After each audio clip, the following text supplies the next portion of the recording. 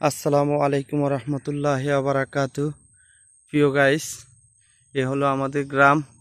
আজকে আপনাদেরকে আমাদের গ্রামটা দেখানোর জন্য, আমাদের গ্রামের মাঠটা দেখানোর জন্য, ভিডিও করে দেখানোর জন্য আসলাম। এটা হলো আমাদের জমি। আমাদের জমির উপর লাউ গাছ রোপণ করছিল আমার বাবা। এই লাউ গাছের ঝাড় এখনো রয়ে গেছে, ঝাড়টা আর নেওয়া হয় নাই। বর্ষা পানি এসে গেছে, তাই ঝাড়টা আর নেওয়া হয় নাই। আর আমাদের এইটা হলো আমাদের ধানের জমি। ধানের জমির উপর কচুরিপানার ফুল ফুটছে।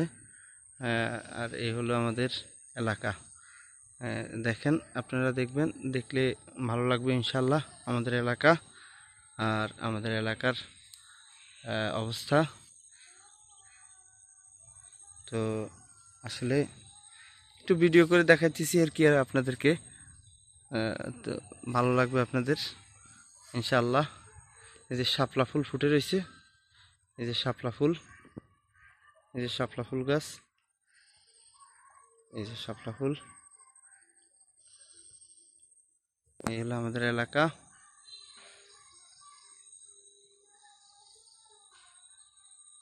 এগুলো আমাদের এলাকার গাছগাছালি। আর এই গাছগাছালি দেখানোর জন্য, মাঠ দেখানোর জন্য আসলাম। দেখতে থাকুন, ইনশাআল্লাহ দেখলে ভালো লাগবে। আর এই যে দেখেন, নৌকা বাইতেছে, লোকজন নৌকা দিয়ে কি যেন কাটতেছে না কি যেন করতেছে। জাল জাল ফালাইছে মনে হয়, জাল দিয়ে মাছ ধরতেছে নৌকা দিয়ে।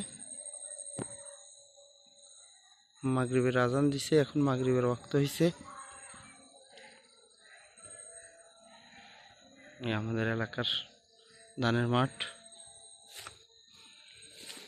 ধানের মাঠের অবস্থা।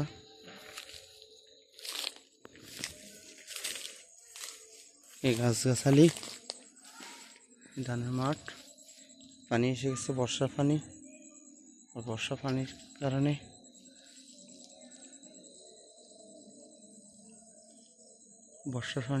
কারণে এখন মানুষ জাল, বর্ষার পানির জন্য মানুষ বর্ষার পানিতে জাল ফালায়, মাছ ধরে, অনেক মজা পাই এই বর্ষা পানি আসলে। আর আমরা আছি বর্ষার পানিতে।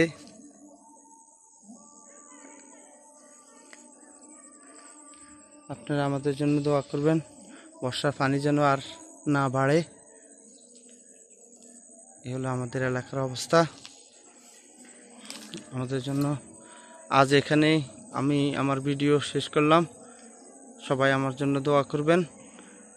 আমিও সবার জন্য দোয়া করি, আল্লাহ যেন সবাইকে সুস্থ রাখে, ভালো রাখে।